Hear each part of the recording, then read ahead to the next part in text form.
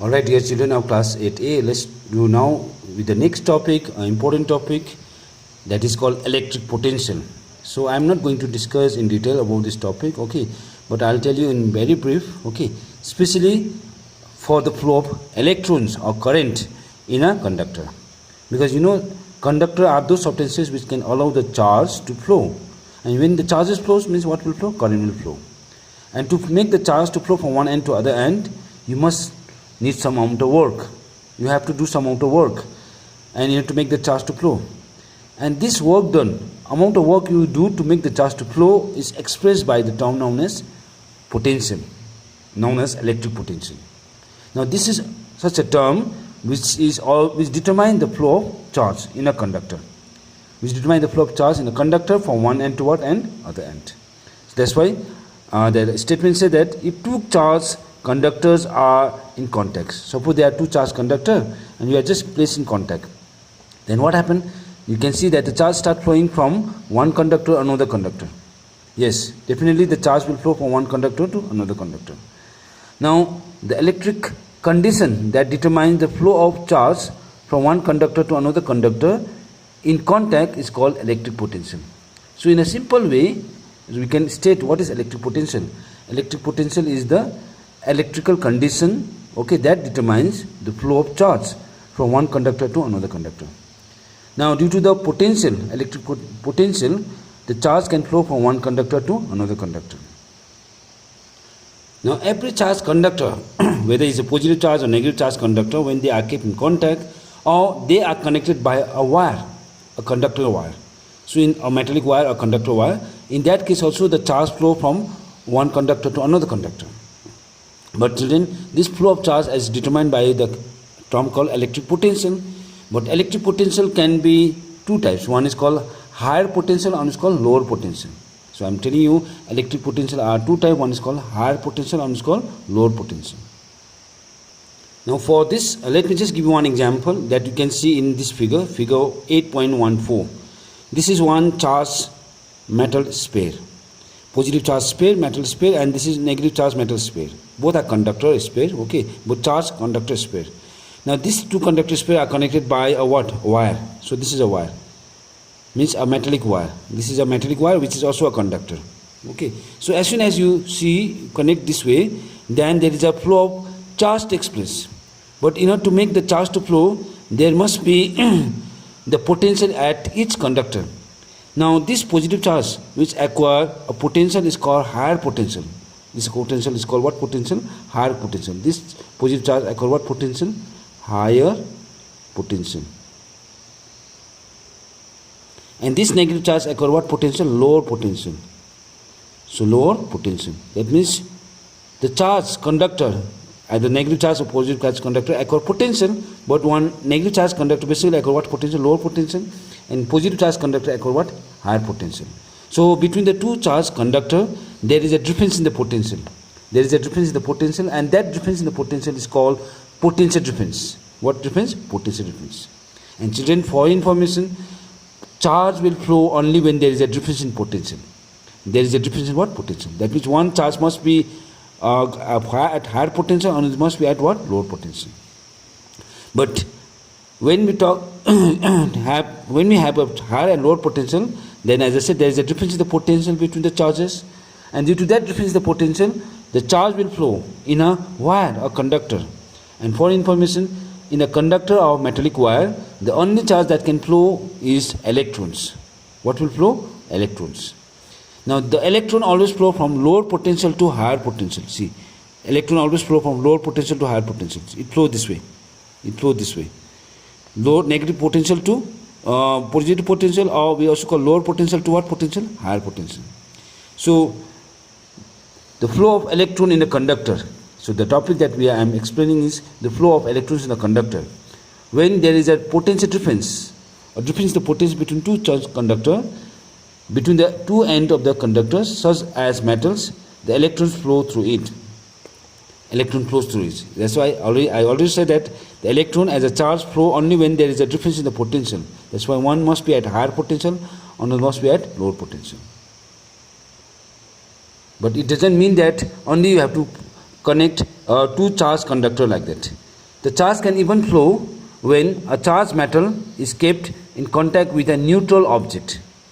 So if neutral object is kept in contact with the charged object, any positive charge or negative charge object, then electrons can even flow from one that has excess of what? Electrons, to that which has shortage of what? Electrons. Which has excess of electron means negative charge, negative potential, that is called lower potential, to the excess of shortage of electron means have higher potential. So for example, let me just give you one example out here. See, this rod conductor has positive charge, means there is a shortage of electrons. This conductor, negative charge conductor, has excess of electron. Okay, so when they are connected, you can see the electron flow from negative charge conductor to positive charge conductor, because electron always emit from this negative charge conductor. That's why that end of the conductor where the electron start emitting is called lower potential, and that end of the conductor where the electron reach, okay, after traveling a long distance, is called higher potential. That's why you can see the point which I have underlined already. The point is, when we charge a conductor, we are raising or lowering its potential. So when we charge the conductor, remember this, we are raising or lowering its potential. This is a very important point you need to keep in mind. Okay, a neutral object is considered to be at zero potential. Suppose if there is uncharged conductor or neutral object, then that object always has how much potential? Zero potential, no potential at all. But if there is a negative charge potential, then that is low at lower potential, and if there is a positive charge object, then it is called higher potential. That's why positive charge objects are considered to be at higher potential, and negative charge objects are considered to be at lower potential. So this point is very important, children. So and that this point is actually based on this diagram also, which I have already explained.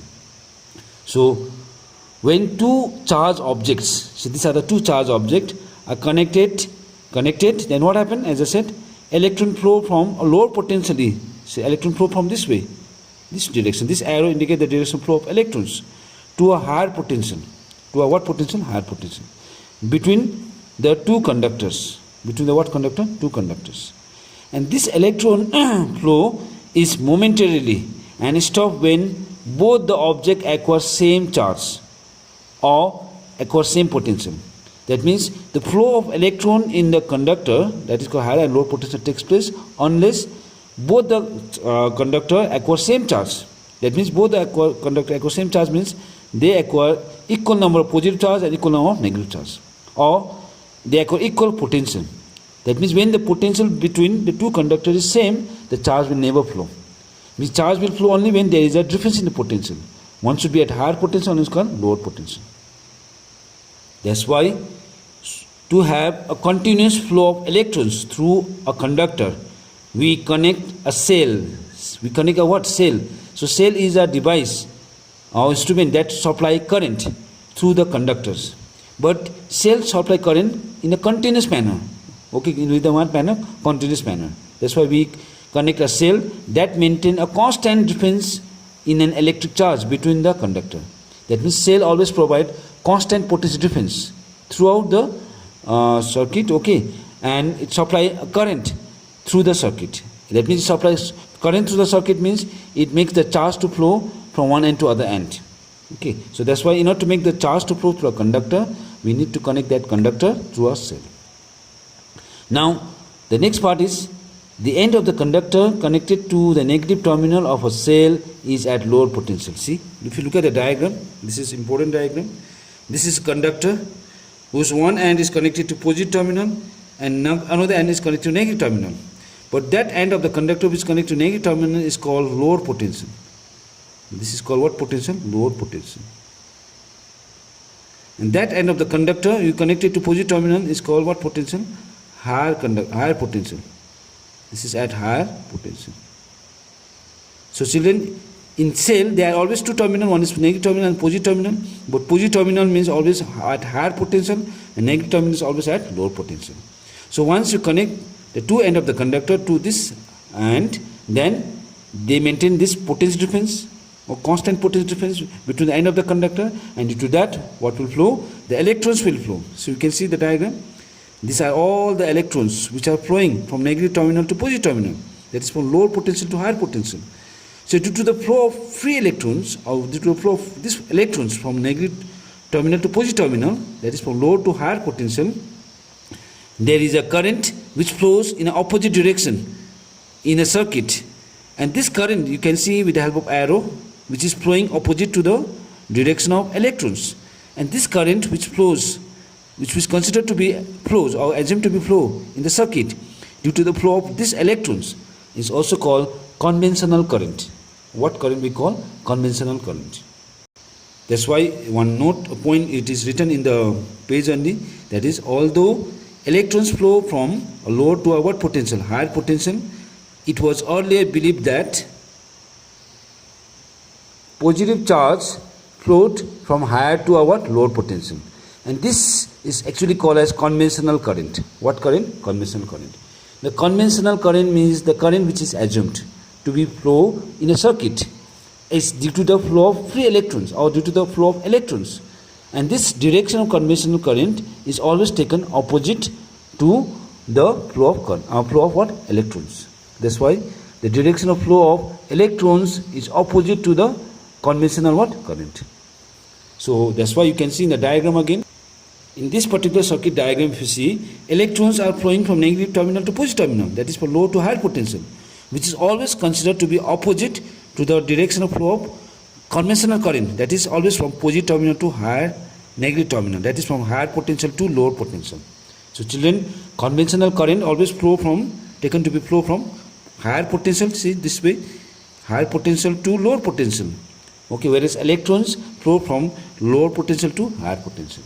And this current, which is assumed to be flow in the electric circuit, is actually measured by the unit called ampere. It is measured by the unit called ampere. So children, in the examination, if it asks by what unit the current is measured, means ampere. And this ampere is the SI unit of current. See, it's written out here. SI unit of current is ampere. A-M-P-E-R, ampere. Actually, this is the name of the scientist. Ampere is the name of the scientist. Okay, that's why remember this. SI unit of current is what? Ampere. So children, in this particular YouTube video, you learn what is electric potential, what is potential difference, and how electrons flow from which potential to which potential, and even you learn the term called conventional current.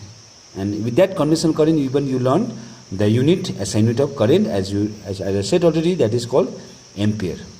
Now in the next YouTube video, we go to the next important topic, and we are not going to do with gold leaf electroscope. So children, listen carefully. Page number 127.